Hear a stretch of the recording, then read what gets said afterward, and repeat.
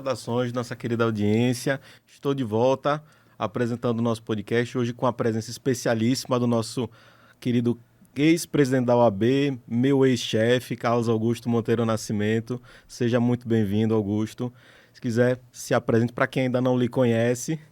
Obrigado, Helder. Obrigado pelo convite, pelo generoso convite. Muita satisfação grande estar aqui no seu programa, no seu podcast. E meu nome é Carlos Augusto Monteiro Nascimento. Eu tenho, esse ano de 2026, eu completarei 40 anos de profissão. Sou carioca, nascido no Rio de Janeiro, mas meus pais são lagartenses. E todas as férias escolares eu, impreterivelmente, passava 2, 3 meses entre Lagarta e Aracaju. Portanto, eu hoje também já com título de cidadão sergipano, aracajuano e lagartense, então me considero um sergipano de raiz.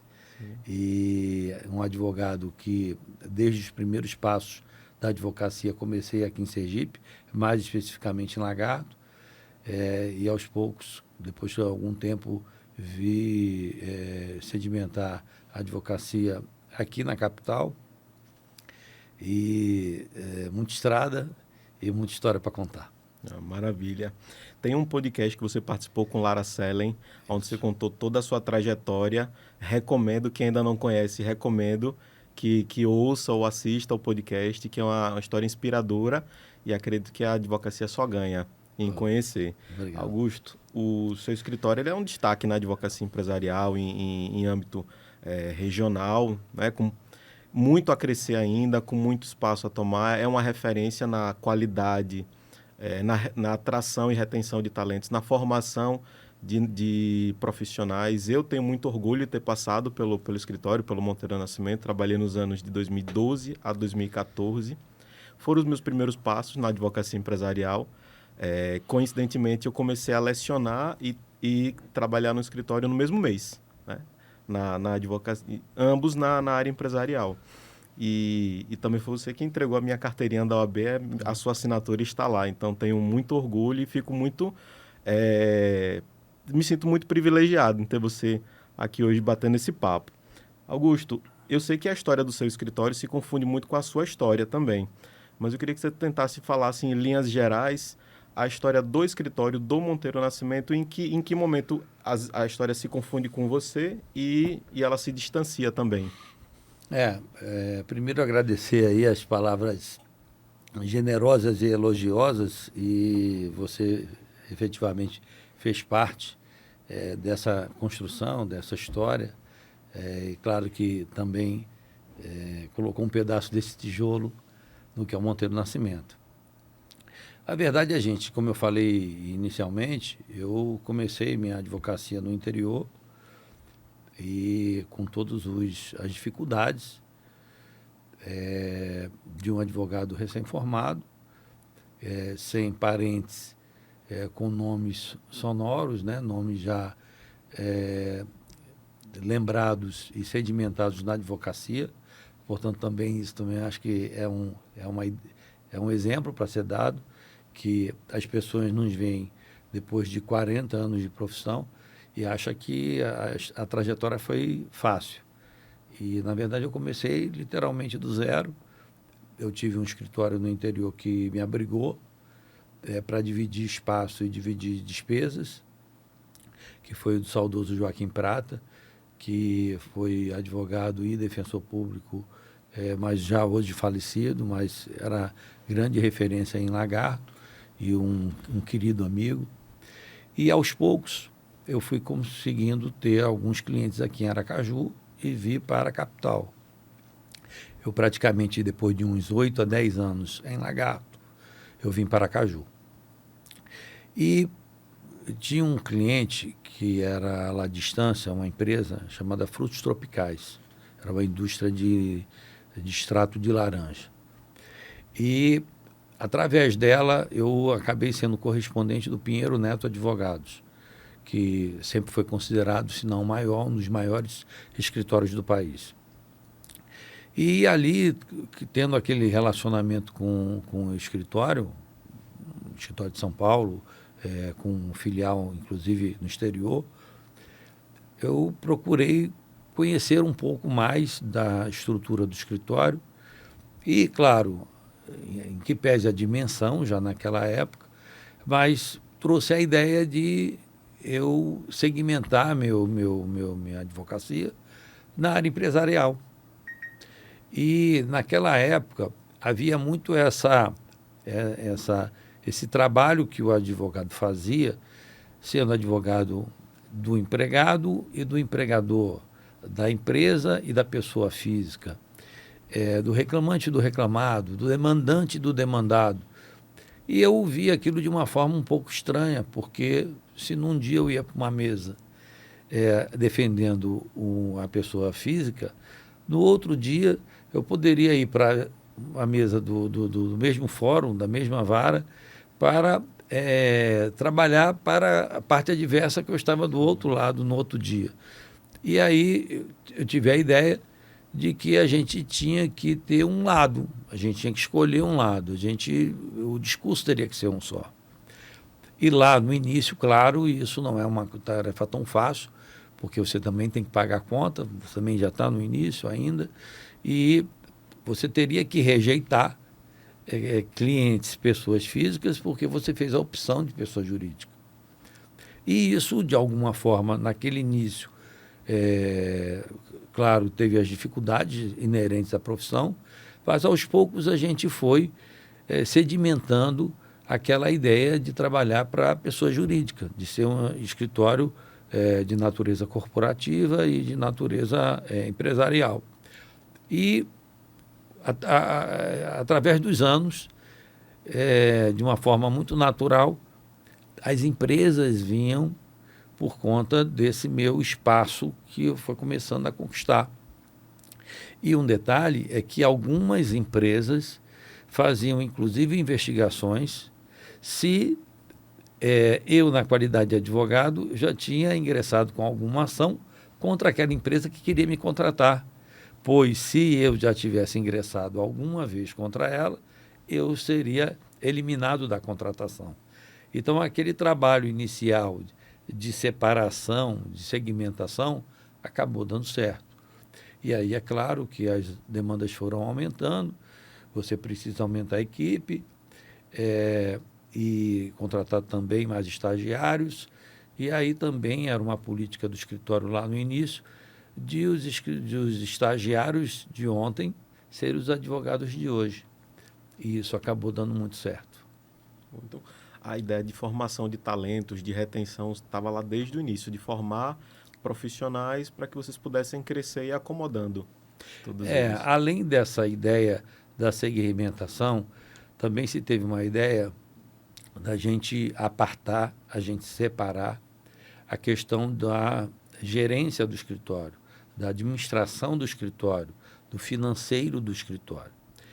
Claro que há 40 anos, você, como advogado, você acabava, prospectava o cliente, atendia o cliente, você definia o valor dos honorários, você fazia a petição, você fazia audiência e, ao mesmo tempo, você cobrava, pagava uma conta no banco, pagava as custas do processo, distribuía.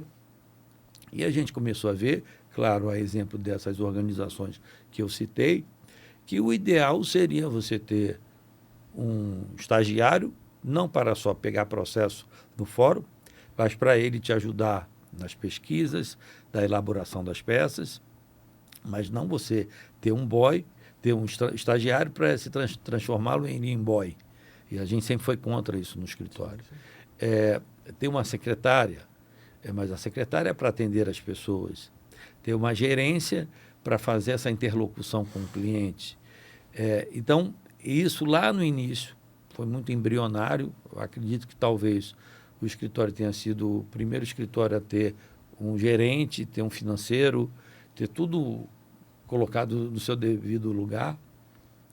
E isso nos ajudou nesse sentimento de organização, porque a atividade fim do advogado era exclusivamente fazer as peças, elaborar as peças, fazer as audiências, fazer as sustentações orais, levar memoriais do tribunal, e o tempo vai mostrando que o advogado ele precisa ser cada vez mais próximo a isso, sem perder naturalmente um conhecimento mais aberto, que hoje é importante.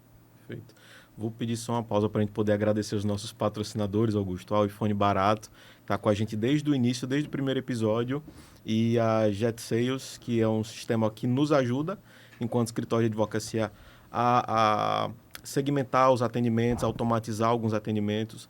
Às vezes o cliente quer falar com a gente na mesma hora, a gente está atendendo outro cliente, aquele cliente precisa esperar, então a plataforma da Jet Sales acaba nos ajudando a ser mais presente, mais próximo do cliente.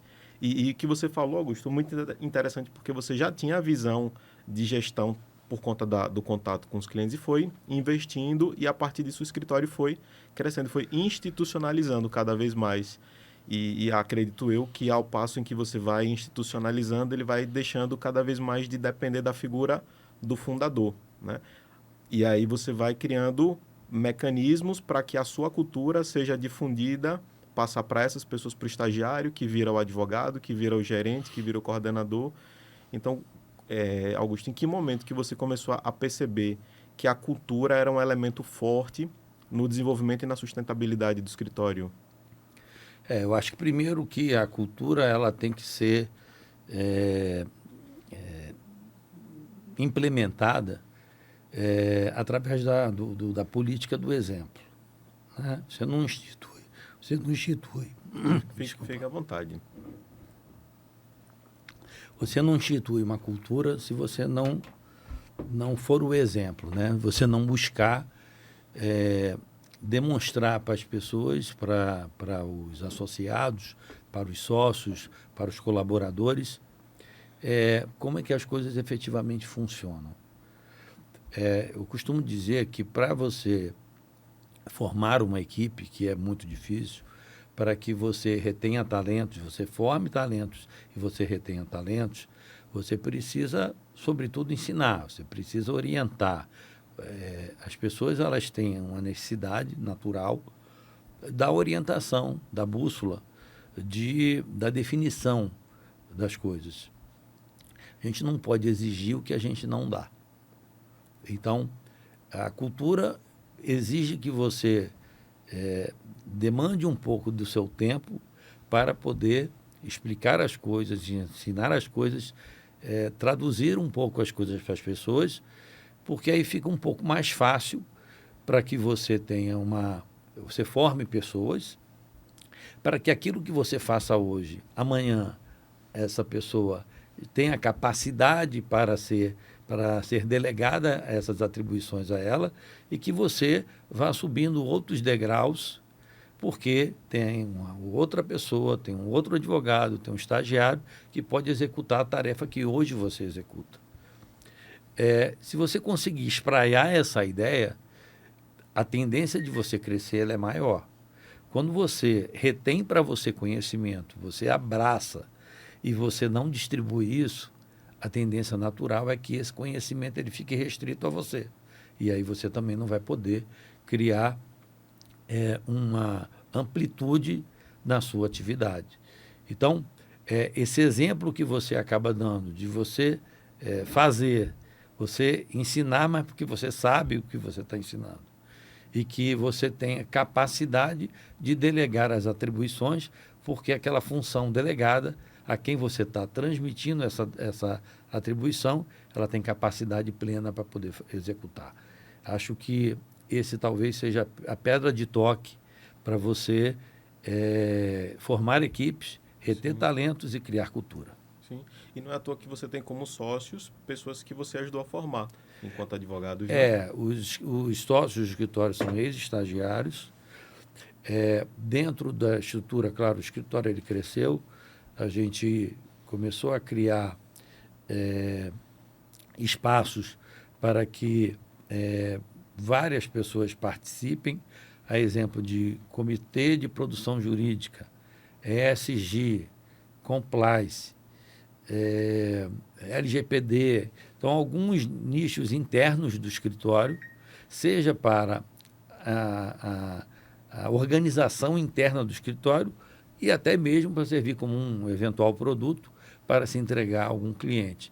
Isso também você vai criando espaços para que as pessoas que trabalham no escritório elas também se identificarem, terem afinidade com aquelas tarefas, se sentirem também, terem esse sentimento de pertencimento, buscarem conhecimento, estudarem naqueles espaços e crescerem, né? Sim.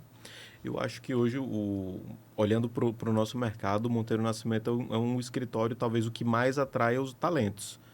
A gente percebe que a geração, os advogados jovens, eles anseiam em trabalhar no Monteiro Nascimento. E quando a gente percebe isso é porque não é uma marca forte apenas, mas é uma cultura forte também, que acaba atraindo. Então, como é que você planejou essa cultura no sentido de atração de talentos e o desafio da retenção de talentos, né? Até que ponto a cultura auxilia nesse processo? É claro que hoje a gente... É fato que temos choques geracionais, né? É claro que a minha cabeça com 40 anos de profissão não é a mesma de quem tem 10 Sim. ou quem está chegando agora. Mas é fato de que Helder, eu tenho, nos últimos 4 anos, e aqui eu me sinto muito à vontade com um bate-papo, não com um ar professoral, não quem quer mostrar que o escritório é o top da galáxia, não é isso. Mas dentro desse contexto que você colocou, nos últimos 4, 5 anos, eu tenho feito sistematicamente processos seletivos. Os processos seletivos do escritório, eu faço parte dessa entrevista. A primeira entrevista é comigo. E isso nos dá realmente uma satisfação quando a gente vê que as pessoas enviam seus currículos com a intenção de ingressar no escritório pelas várias nuances do escritório. Seja através das redes sociais que demonstram as nossas atividades, que a gente acaba fazendo de uma forma extraprocessual. Então, não é só fazer petições e cumprir prazos, mas a gente tem a preocupação em humanizar o ambiente, em ter um pouco mais de empatia, ter mais sensibilidade. Claro, nós temos as nossas virtudes, e os nossos defeitos, mas a ideia é que dentro de um grau de pressão que hoje é exercida pelos clientes e o setor empresarial, ele tem uma pressão através de e-mails. Hoje tem corporações que exigem respostas de e-mail com data e horário.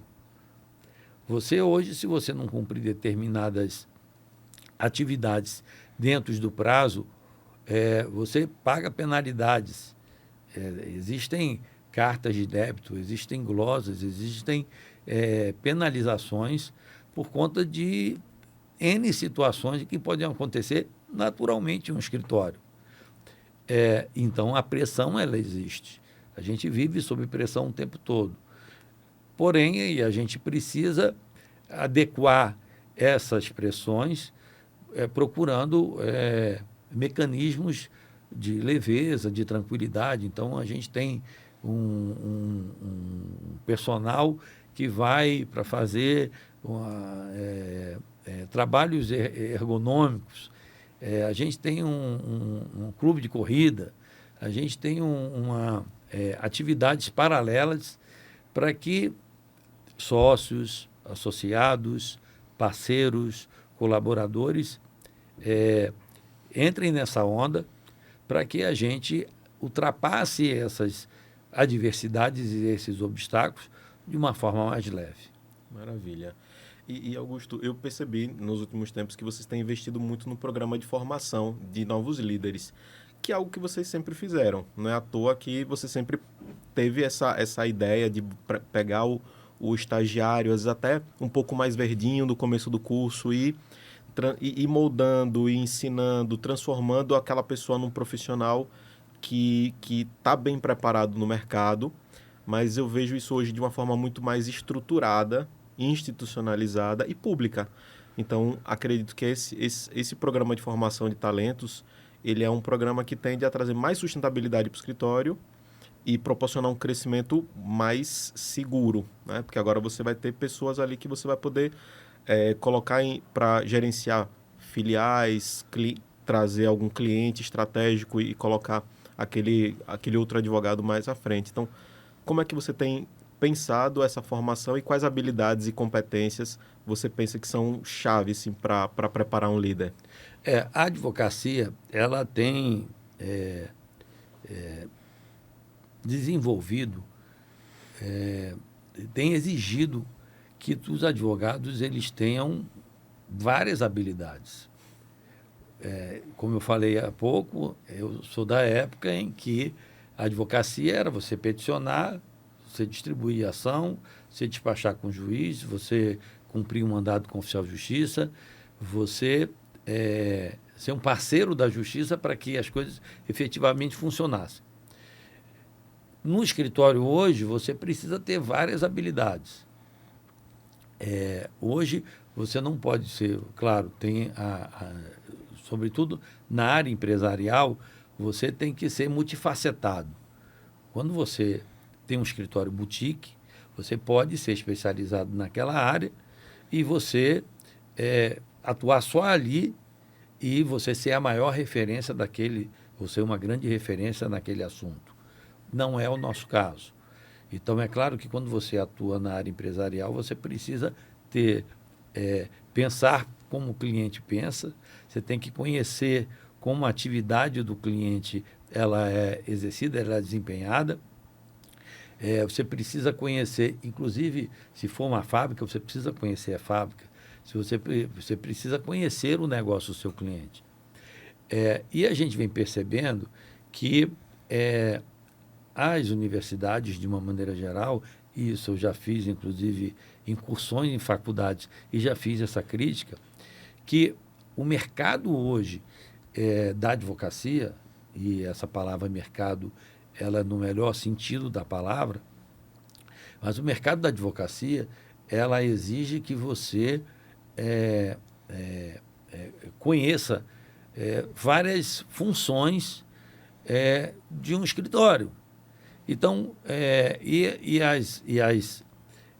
as faculdades, de uma maneira geral, elas permanecem num modelo tradicional de dar as disciplinas para advogado, mas só para você advogar.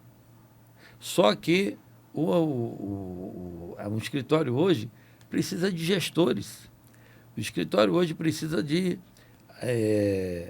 advogados que conheçam de controladoria. A gente tem uma função hoje nova, também nesse mercado da advocacia, que se chama do Legal Ops. E você encontra uma dificuldade muito grande de encontrar essas habilidades, porque as faculdades ainda não perceberam que precisam formar profissionais para o mercado e não só para a advocacia. Então, o escritório ele precisa de um gestor, ele precisa de um financeiro, ele precisa de um legal ops, ele precisa de um bom marketing. Então, o advogado, de uma maneira geral, que sai da faculdade, ele não necessariamente, às vezes, não tem nem afinidade para advogar. Verdade seja dita. Eu costumo dizer que talvez o mais importante, não só na advocacia, mas em qualquer profissão, é você gostar do que você faz. É você se encontrar no que você faz. Eu sou advogado há 40 anos e sou feliz, eu gosto do que eu faço. Isso talvez me tenha me mantido até aqui. Mas nem todo advogado gosta de fazer sustentação oral. Nem todo advogado gosta de fazer petição. Tem advogados que gostam de fazer fórum, mas não gostam de fazer audiência. E essas habilidades a gente precisa identificar, essas afinidades a gente precisa identificar para a pessoa ficar melhor incorporada naquela atribuição que ela está se propondo. Então, a liderança está dentro desse espaço. Se você tem 10, 20 pessoas que trabalham para atender um determinado cliente, alguém precisa liderar essa equipe. E para liderar, não é um passe de mágica. São habilidades que as pessoas têm ou são desenvolvidas que para ela subir esse degrau. Sim. Mas isso não é tratado nos bancos da faculdade. E acho que essa reformulação, essa reflexão, essa reavaliação precisa ser feita pelas faculdades. Isso. A ideia da Balde, Augusto, veio mais por conta dessa lacuna, né? Andres, que pensou na ideia da Balde, ele me chamou para conversar só há 7 anos atrás. Ele sempre fez muito curso de gestão, mas os cursos de gestão geralmente eram para pessoa que tem uma indústria, uma mercearia, e não era direcionado para a advocacia. Haviam as consultorias, que nem todo escritório de advocacia pode pagar. Então, a gente começou a formular algo que fosse um curso, uma empresa de educação, que pudesse trazer esse conteúdo para o advogado. E aí, com a proposta mais egoísta do mundo, a gente foi atrás dos consultores e chamou esses consultores para dar aula, até para que a gente mesmo pudesse assistir, aprender. Então, a gente formou algumas turmas e hoje eu já vejo as próprias universidades se conscientizando disso. Eu leciono na Universidade Tiradentes, já existe um projeto embrionário de empreendedorismo jurídico, e eu acho que você trouxe na sua fala faz total sentido, inclusive, para o aluno, o estudante de direito, entender que a advocacia não é uma carreira, mas que a advocacia pode se dividir em várias carreiras, porque eu posso ter aquele advogado, ou advogada mais técnico, que quer trabalhando aqueles processos estratégicos, talvez numa equipe mais enxuta ou até sozinho. Tem aquele advogado gestor que vai para um contencioso de massa, vai liderar uma equipe, então tem habilidades interpessoais. Tem aquele profissional que vai para a controladoria, para o legal ops, e aí, um parêntese, seu sócio Glauber participou de um episódio sobre legal ops, foi muito generoso na fala dele. Eu achei até que ele ia esconder um pouquinho mais o jogo, mas ele foi muito generoso com a nossa audiência. Então, é um episódio que eu recomendo muito que assistam e agradeço mais uma vez.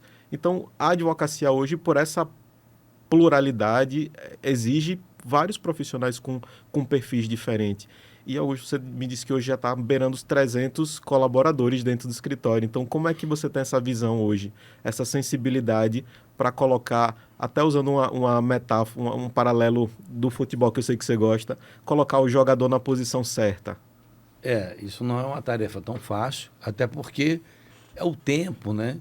É que você vai acabar descobrindo essas habilidades da pessoa. Mas, como eu disse, nesses processos seletivos que eu participo, ao ler o currículo, por exemplo, num dia desses, teve um candidato que teve lá e eu verifiquei que ele era já formado em administração e estava já também no final do curso de Direito. E ele foi lá para se apresentar como candidato a advogado. E aí, numa conversa mais ampla, claro que ele tinha curiosidade de advogar. Ele queria entrar para ser estagiário no escritório, para efetivamente conhecer o universo da advocacia, participar de audiências, fazer petições, fazer pesquisas. E aí eu comecei a fazer algumas perguntas a ele sobre a administração. Se de repente não seria mais interessante para ele, se ele tem conhecimento de administração, se ele pensou na possibilidade dele ser um gestor. E isso acabou chamando a atenção dele. Alguns anos atrás, teve uma outra candidata para também estágio, que ela era jornalista. E eu fiz a mesma pergunta a ela, a mesma reflexão. Será que você não seria melhor para você usar todos os seus conhecimentos e suas habilidades para a advocacia, mas mesclando com o que você tem de um jornalismo para você, por exemplo, atuar num marketing de escritório? Porque quando você contrata um marketing de escritório, você falou agora há pouco, de um gesto, fazia cursos de gestão de outras atividades que não a advocacia. E claro que o marketing jurídico, ele é Sim. diferente dos outros marketings. Porque, por conta do nosso estatuto, nós temos as nossas restrições estatutárias em que você não pode fazer todo e qualquer tipo de propaganda. Então, é claro que um marketing que conheça as regras deontológicas da ordem, ela tem muito mais chance de conseguir identificar qual o tempero exato para fazer um bom conteúdo do que aquele que você contrata, que nunca trabalhou para nenhum escritório e, vez por outra, você vai ter que ficar preso para poder fazer aqueles cortes, porque pode acabar ferindo o código de ética. Exato. Então, e a gente vai verificando muito isso. Eu costumo dizer que o marketing jurídico não é você ficar na frente do fórum e dizendo que você está lá no STJ, estou vindo no STJ, e postar isso. Você está postando isso para quem? Para onde? Então, quando você consegue a linguagem certa para o público certo, é o melhor marketing. E a pessoa que já tem já tem um bacharelado no jornalismo, mesclando com o direito, é o tempero, acho que o ideal para que você tenha um bom marqueteiro para o seu Sim. escritório. Então, acho que essas habilidades laterais, elas são fundamentais para determinadas áreas que não necessariamente é você advogar. Acho que o grande desafio do futuro é exatamente esse. Por exemplo, o Legal Ops. O Legal Ops ele não é para fazer nem audiência, nem fazer sustentação oral, mas é ele conhecer por dentro o seu escritório para ver quais são as ferramentas tecnológicas mais perfeitas para aquela necessidade que você tem dentro do escritório. É difícil uma habilidade dessa, porque você tem que ter um conhecimento técnico, jurídico refinado, mas, ao mesmo tempo, você também tem que conhecer as ferramentas tecnológicas que se tem no mercado para o uso adequado para o que você efetivamente precisa e quer. Sim. Ou seja, enquanto tem gente falando que o mercado jurídico está saturado, a gente percebe que cada vez mais existem oportunidades dentro do mercado jurídico, né? Exato, exato. Eu sou contra essa expressão, porque além de ter várias áreas pipocando a cada dia, aparecendo a cada momento, você também tem, por exemplo, a controladoria jurídica. Você tem ainda, dentro da quantidade de escritórios que se tem, é fato que nós temos ainda poucos profissionais de controladoria com conhecimento mais refinado para uma atuação de destaque nos escritórios. As faculdades elas precisam enxergar isso. E os escritórios também. Então, em resumo, o que eu defendo muito é que os escritórios hoje precisam de vários braços, que não necessariamente são aqueles específicos para você fazer uma boa petição, fazer uma boa audiência e fazer uma boa sustentação oral. Tem espaço para todo mundo e dentro de todos os escritórios. Maravilha.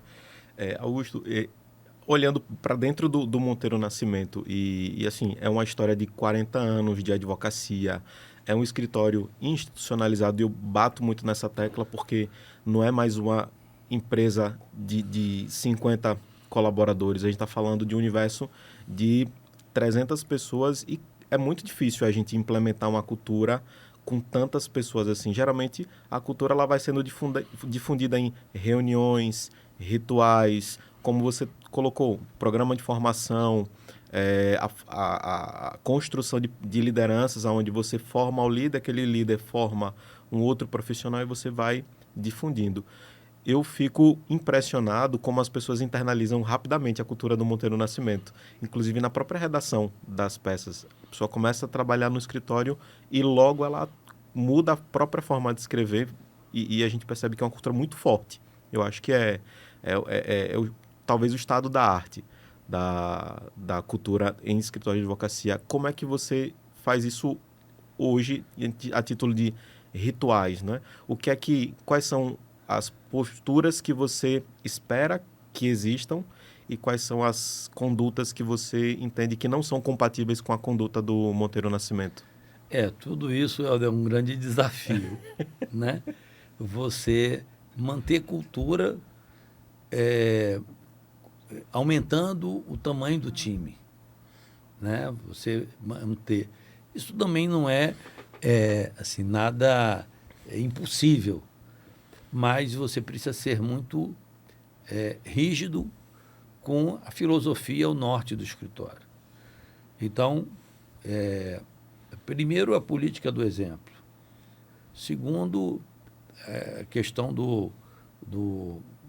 da ética, da integridade, e aí a questão do exemplo, né? Você também tem que...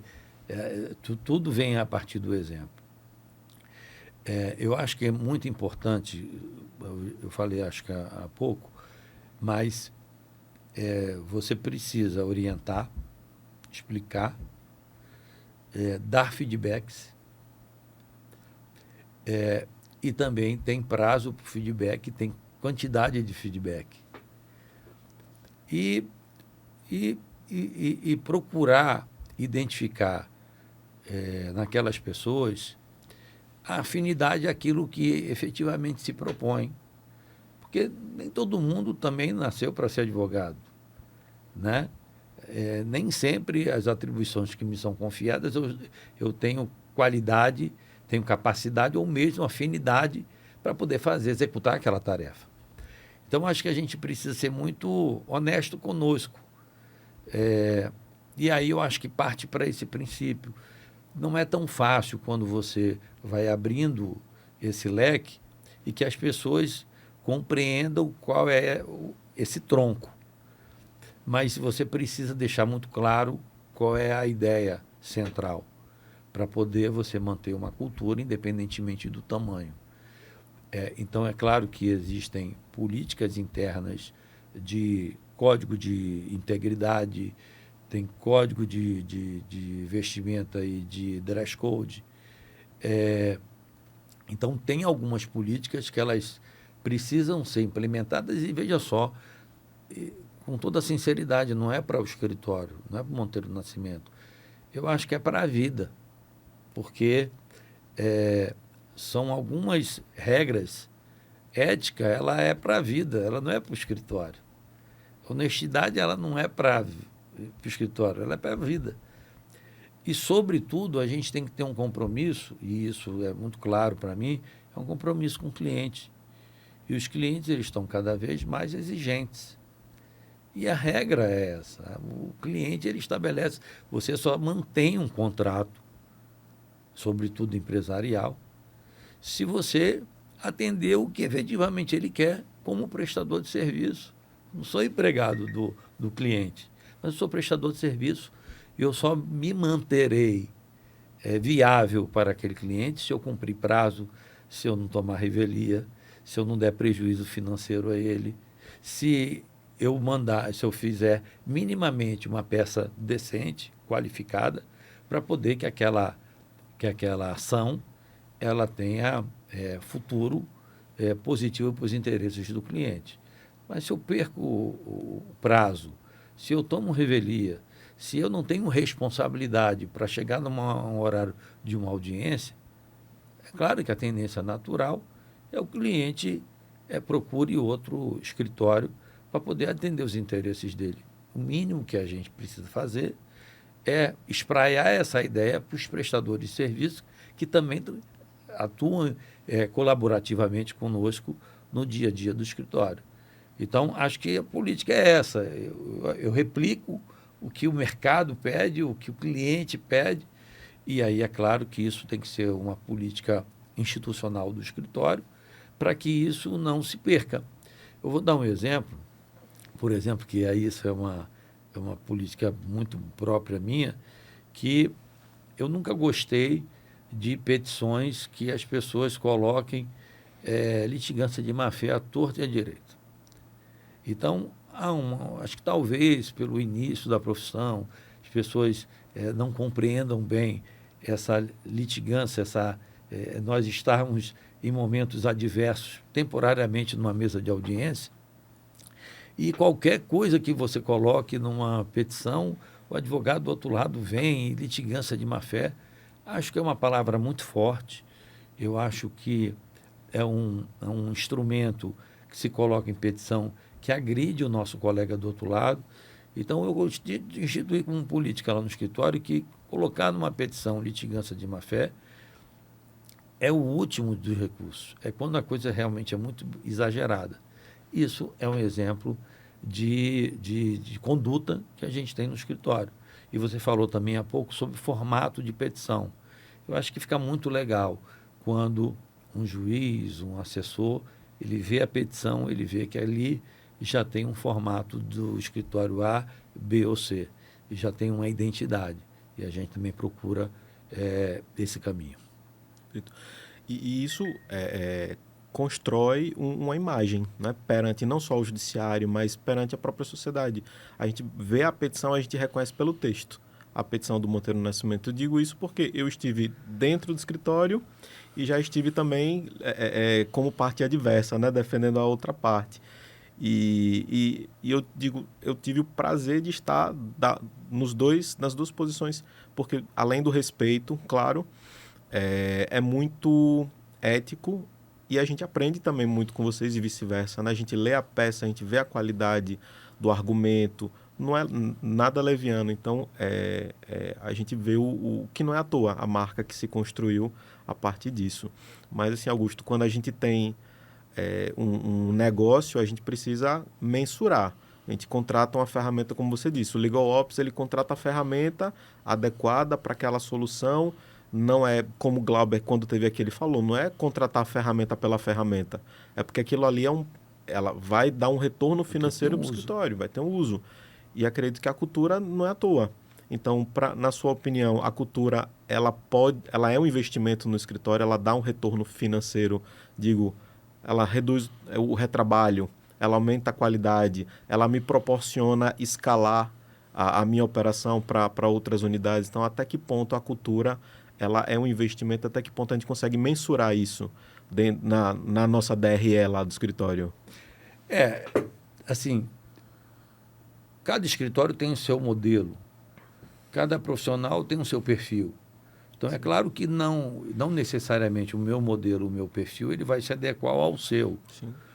Dentro de uma realidade nossa, em que a gente trabalha com advocacia massificada e que também a gente também trabalha com uma parte do escritório boutique, uma parte mais estratégica, uma parte mais complexa na análise dos processos, é claro que você precisa ter uma cultura muito bem definida, porque senão, efetivamente, se cada um quiser fazer a petição do seu jeito, se cada um quiser fazer da sua forma a condução de cada processo, em um processo que tem milhares de processos, você não vai conseguir adequar um formato.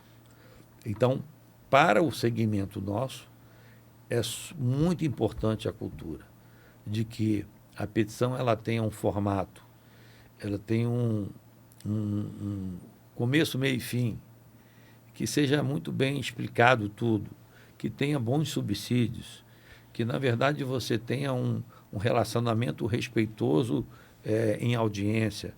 Tudo isso você vai construindo no dia a dia. Agora, é claro que o meu formato de advocacia ele é bem diferente de um formato de uma boutique, em que você não precisa necessariamente de toda essa estrutura, de todo esse aparato. Mas eu entendo que todo escritório de pelo menos de médio porte, de pequeno para médio porte, ele precisa ter o mínimo de estrutura organizacional, porque isso acaba refletindo na contratação. Quem contrata enxerga isso. Sim. E Augusto, a cultura... E até exige isso. Sim. A cultura, ela atrai, ela ajuda a reter, mas ela também filtra. Então, imagino que nesse tempo pode ter havido algum evento em que você teve um profissional muito bom tecnicamente dentro do escritório, mas cuja cultura ela estava completamente desalinhada. E aí, qual é a sua interpretação desse caso? É melhor encerrar a parceria naquele caso, cada um segue adiante, ou vale a pena tentar acomodar, mudar a cultura daquele profissional? Não é uma decisão fácil, Sim, mas eu acho que o escritório ele está à frente de tudo. Você tem que respeitar, eu tenho que me adequar à política do escritório. Nem tudo que o escritório estabelece institucionalmente. Eu, por exemplo, tenho um dress code. Eu me sinto muito à vontade e, se eu pudesse ir de camiseta, calça jeans e tênis, eu iria. Mas a gente sabe, e isso também faz parte do perfil do advogado. Tem um amigo que me falou algumas vezes que ele sai todo dia de casa de terno e gravata. E todo mundo sabe que ele é advogado. Porque quando ele entra no elevador, quando ele está de terno e gravata, todo mundo sabe que ele é advogado. Ao contrário, se ele ficar de camiseta, de tênis e calça jeans, estereotipamente, as pessoas acabam não identificando nele um advogado. É um estereótipo. sim, Então, quando você estabelece uma cultura de dress code do escritório, ficar de terno, gravata, ou mesmo sem gravata, que hoje também já é muito usual isso, é uma estrutura que é criada. E eu também tenho que me adaptar. Mas se eu não me adapto, e se eu não faço isso, qual é o exemplo que eu posso dar para os demais? Como é que eu vou exigir dos demais isso? Então, acho que isso já dá um pouco do tom. A gente, nesse processo de processo seletivo, de entrevistas com candidatos, hoje também é uma questão geracional e também muito por conta da pandemia. Muitos acabam perguntando na entrevista se o trabalho do escritório ele é de home. Hoje o home ele ficou institucionalizado. Quase todo mundo quer trabalhar de home. Só que como é que você implementa a cultura através de home? Como é que você mensura as atividades através do home? Tem situações em que cabe o home e tem situações que não cabe o home. Pelo menos temporariamente, para você traduzir, você informar o que efetivamente o cliente quer. sim. Porque se o espaçamento da petição é A, B ou C, se o formato da letra é A, B ou C, se qual tipo do cliente ele quer daquela forma, como é que se alimenta um sistema, que também é uma coisa muito complicada e nova. Você fazer isso via home é tudo muito mais complexo. Você faz reuniões, muitas das vezes você vai fazendo reunião, aparece só a letrinha, a pessoa não aparece nem a foto da pessoa. Então, esses são desafios dentro de tudo que a gente está colocando. E aí acho que quando você abre muito, você espraia muito isso, nem todo mundo consegue compreender o que o destinatário final quer, que é o cliente quer. Então, o cliente ele quer uma petição bem feita, quer que você traduza muito bem aqueles subsídios e informações em extrato para dentro da petição e que, em linhas gerais, você não dê prejuízo a ele. Então, isso aí, essa tradução em que o cliente quer e o que o escritório precisa, isso precisa ser discutido todos os dias e dentro de um sentimento de cooperação, porque no final todos querem crescer, todos querem se desenvolver e acho que a relação entre advogado e escritórios vai um pouco nessa linha. Interessante. E aí a gente entra na questão de governança também, porque você já mostra as regras, os espaços, né? Como você falou anteriormente, tem os comitês, tem as posições, então você vai criando um ambiente institucional onde os talentos podem ser atraídos, retidos, desenvolvidos e que esses talentos, inclusive, podem trazer outras oportunidades, outros produtos jurídicos para que o escritório possa, né, trabalhar isso com os clientes. Então, essa cultura de mostrar que o cliente tem que ser atendido da melhor forma possível, não gerar prejuízo para o cliente, acaba pautando a conduta e a forma de cada um pensar. Em linhas gerais, é assim, a ideia do escritório é, é fazer essa tradução, e é o desafio, entre o que o cliente quer e o que a gente efetivamente oferece.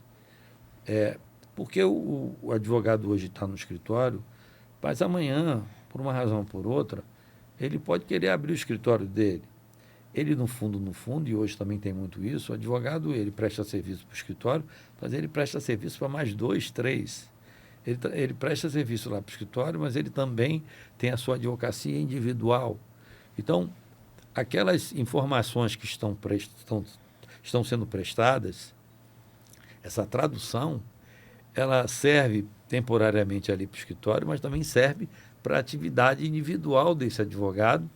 Amanhã, se ele abrir o escritório dele, se ele atua também individualmente, se ele também presta serviço para mais dois, três escritórios, que também hoje se acontece com muita frequência isso, mas a essência acho que é o mais importante. É essa tradução do que efetivamente que o cliente quer e do que você pode prestar. Perfeito. Augusto, você me lembrou de uma conversa que eu tive com um cliente recentemente. Ele tem uma empresa com 80 colaboradores, mais ou menos. Está longe dos 300 que você está ali ainda organizando. Mas ele disse o seguinte, sempre que ele vai fazer reunião com um colaborador, um PDI, um plano de desenvolvimento individual, ele senta e ele pergunta quais são suas pretensões. E ele disse, Helder, eu ajudo a pessoa a sair da empresa. Porque eu descubro lá que a pessoa tem um sonho e às vezes o colaborador está aqui para viabilizar, às vezes financiar aquele sonho que ele tem. E se eu motivar essa pessoa, se eu conseguir que essa pessoa alcance esse sonho, eu vou ter o colaborador, durante aquele período, mais motivado possível. E você me lembrou porque quando você falou que sentou com a pessoa que queria entrar no escritório e a moça que era jornalista, de repente ela pode criar uma outra empresa. E ela passou por aquele momento no Monteiro Nascimento, agregou, foi motivada, acreditou no projeto, mas ali você viabilizou a construção de um outro projeto que pode se tornar depois uma parceria. Então, essa visão acho muito saudável, porque você mostra a quem está ali dentro da organização que não é unilateral, né? É uma relação que gera ganho mútuo. Exatamente. Se você for verificar hoje,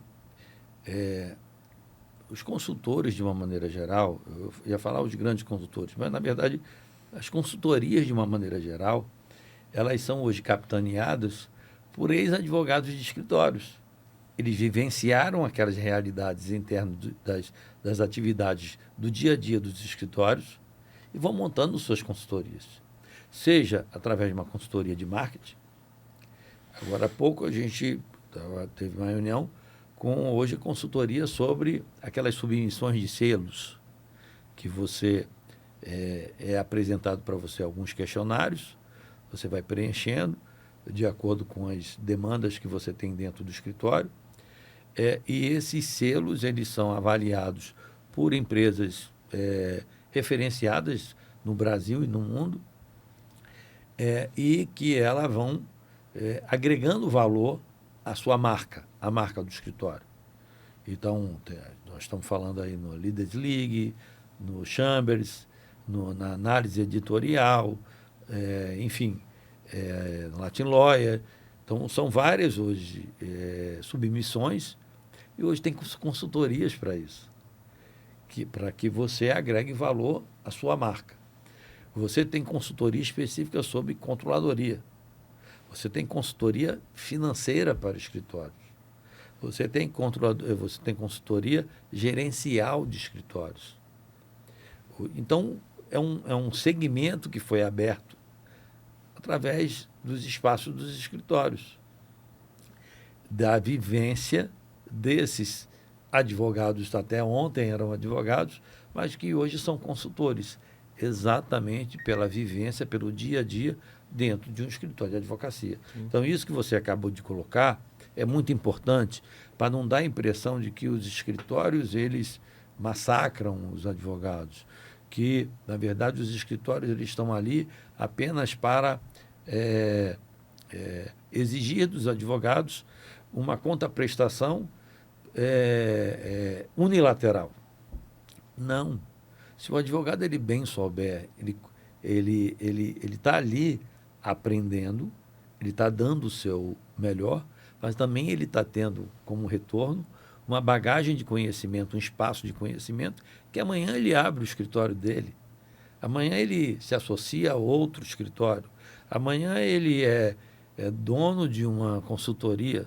Então, são as oportunidades que elas, de repente, batem em suas portas, só basta que você aprenda a usá-las e olhar para frente, que amanhã ou depois você não necessariamente pode ficar fincado os pés nesse escritório, mas que amanhã você pode ou ser reconhecido e galgar maiores espaços nesse próprio escritório, ou abrir o seu escritório, ou abrir uma consultoria, ou ser professor, enfim. Tem uma série de espaços aí que o advogado ele tem hoje no mercado de uma maneira geral. Perfeito. Augusto, acho que a gente já está se encaminhando para o finalzinho e eu queria que você, olhando para a nossa audiência e sabendo que nós temos colegas advogados que nos assistem, que estão ali com 30 anos de advocacia, com 20 anos de advocacia, com 10 até menos. Tem os jovens advogados, tem os alunos que estão ali curiosos, querendo saber do mercado de advocacia. Como é que você orientaria aquelas pessoas que estão começando a construir a cultura do escritório e até reconhecer? Porque acho que para quem está começando, é difícil olhar para dentro e identificar a própria cultura e implementar. Então, quais são os conselhos que você daria para quem está começando agora? Como eu falei no início nesse nosso bate-papo, acho que o maior desafio é a gente conseguir congregar essas várias gerações, né? É claro que um advogado que começou há 40 anos dá uma mensagem para quem está chegando agora, esse choque geracional ele é muito grande, é muito distante. Mas acho que o nosso maior desafio hoje é a nossa reinvenção. A gente tem que se reinventar todos os dias. Até o próprio processo eletrônico, ele já nos empurrou a nos reinventarmos. Porque ou a gente se reinventa ou a gente acaba sendo ultrapassado de uma forma muito natural. Mas eu acho que o mais importante, e aí é claro, cada um tem que avaliar o que se deseja, mas são os investimentos que a gente faz no que a gente quer. Se a gente quer ser um bom profissional, a gente precisa investir na gente, seja no estudo, em cursos, nos escritórios, na qualidade do nosso trabalho para sermos reconhecidos pelos clientes, para os clientes também multiplicar essa indicação, porque nada vem fácil. Talvez hoje se imagine que a rede social seja a solução para todos os problemas, em que a gente publique alguma coisa e amanhã chegarão vários clientes. Muitas vezes se pergunta, quando eu vou falar em alguma universidade, na ordem, quando sou chamado para alguma participação, como é que se atrai cliente, como é que se consegue cliente. Ninguém tem essa fórmula. Ninguém tem essa fórmula mágica. Não é assim da hora para outra.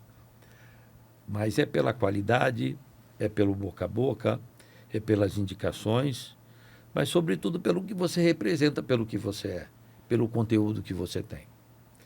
Então, essa mensagem que você me provoca é de que qual é o investimento que você está fazendo em si? Sim. O que você está fazendo para você ser diferenciado no mercado? O que você está se propondo fazer para mudar e não reclamar? porque se reclama muito, mas também se investe pouco. Então, eu acho que a chave é a questão do investimento. Você verificar o que você está fazendo de efetivo para que você se diferencie no mercado tão competitivo. Competitivo. Isso não significa dizer que não tem espaço, pelo contrário. Mas cada vez ele está mais competitivo, isso é fato. E competição é bom para o jogo, né? Competição é bom para o jogo. Augusto, olhando para essa história na advocacia claro, muita abnegação, abriu mão de muita coisa para você construir essa história que vocês têm hoje e, como eu sempre falo, muito ainda a construir, mas o que é que te dá mais orgulho nesses 40 anos de advocacia a título de cultura que você construiu, que você olha para o escritório e você se orgulha disso que fica como um legado? Assim, talvez eu passaria a tarde toda aqui falando sobre várias passagens, várias coisas muito positivas. Mas eu vou dar apenas alguns poucos exemplos. Você verificar um advogado do escritório, que já foi frentista de posto, já foi boy do escritório, e vai galgando espaços, isso é muito legal de você assistir. Você ser o intermediário dessa possibilidade, dessa oportunização da pessoa se desenvolver. Isso eu acho legal. A gente tem agora um advogado recém-formado, deficiente visual. Foi um projeto que foi desenvolvido lá atrás no escritório de inclusão, que foi altamente positivo. O advogado altamente qualificado, muito preparado, e agora a gente já está desenvolvendo um novo projeto lá interno do escritório para ele fazer as sustentações orais do escritório. Maravilha. Então, ontem à tarde nós tivemos uma reunião sobre isso. Isso é muito legal. Eu sei que é. É. Ele foi meu aluno semestre passado. Então, um menino espetacular. Maravilhoso.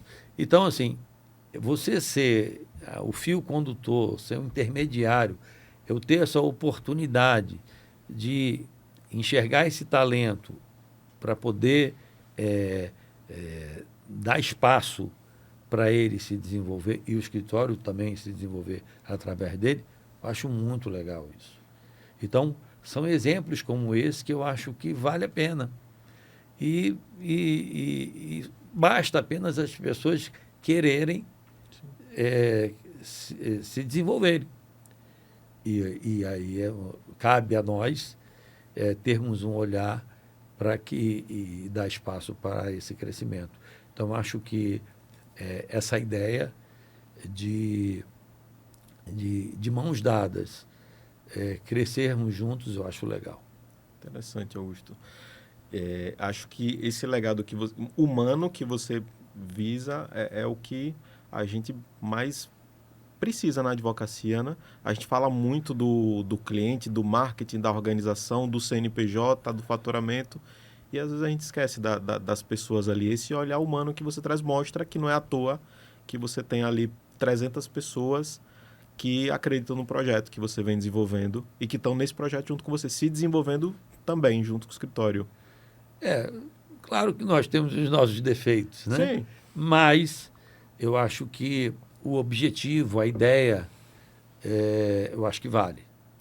Você me lembrou de um podcast que eu escutei semana passada de 2 sócios que estão saindo dos seus respectivos escritórios, um do Matos Filho e outro do Pinheiro Neto, que você elogiou bastante, que é talvez o maior escritório do Brasil.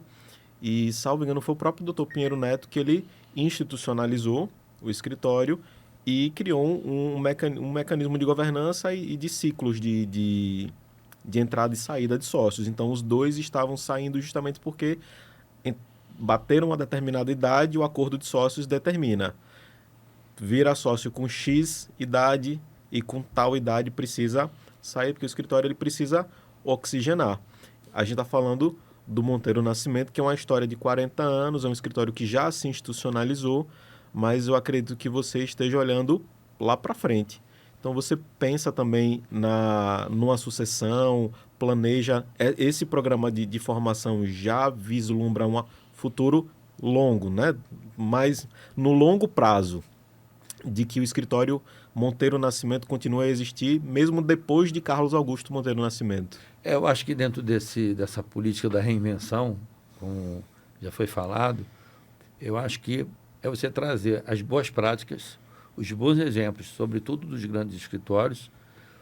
A gente acaba tendo uma interlocução muito grande com esses escritórios, a gente é parceiro de vários deles, e claro que esses bons exemplos eles trazem bons resultados. Por exemplo, o Pinheiro Neto ele tem uma política de depois, salvo engano, depois de 25 anos, você tem o direito a ter 1 ano e meio ou 2 anos de ano sabático, com um percentual reduzido do que você ganha. Essa política que você acabou de dizer, que tem um prazo para a aposentadoria. O Matos Filho também tem, vários escritórios também têm isso, que tem um data limite. 60 anos, você aposenta, alguns você recebe, outros você sai sem receber absolutamente nada. Tem também isso. Então, isso tudo formado em acordo de sócios. O escritório sempre estuda o melhor formato e é claro que essas ideias elas vão oxigenando mais o ambiente todo e vai provocando, sobretudo, a institucionalização do escritório e, ao mesmo tempo, a percepção daqueles que estão dentro de que eles podem galgar maiores espaços ali dentro. Não fica aquela ideia de que você está ali apenas para passar o tempo.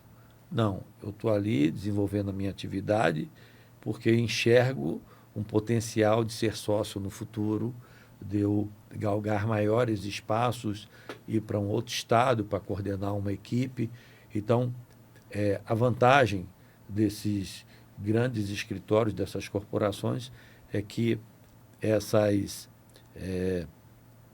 esses desenhos, né, esses modelos, eles, quando bem implementados, eles surtem os melhores efeitos. Maravilha.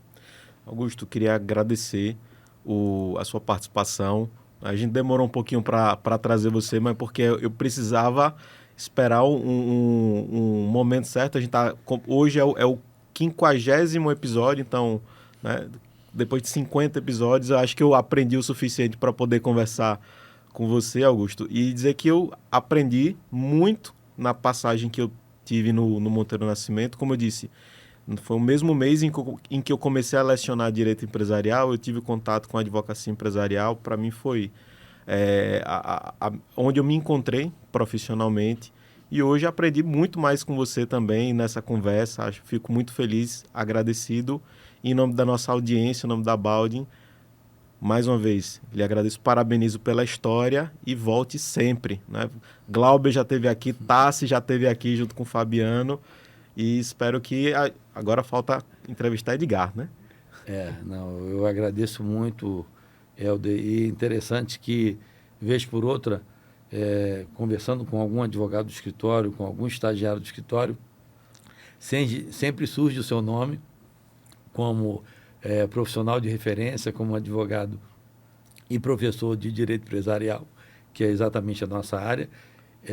E, portanto, eu fico muito feliz de estar aqui, de reencontrá-lo, e nesse bate-papo, de uma forma muito mais informal, descontraída, e me sentindo muito bem, porque a ideia é a gente passar a nossa experiência de uma forma muito leve, porque a nossa atividade ela exige muita atenção, muita pressão, mas, ao mesmo tempo, muito prazerosa. Eu completo, como disse, 40 anos de atividade neste ano, mas eu me encontrei na advocacia e momentos como esse me oxigenam cada vez mais e verificar que eu ainda posso produzir ainda mais nesse ambiente tão leve como esse daqui de hoje. Maravilha, Augusto. Mais uma vez, obrigado aos nossos patrocinadores, não é, Ricardo? iPhone barato, Jet Sales, que precisam voltar também alguns episódios que eles vieram para falar a visão deles do mercado jurídico, tá?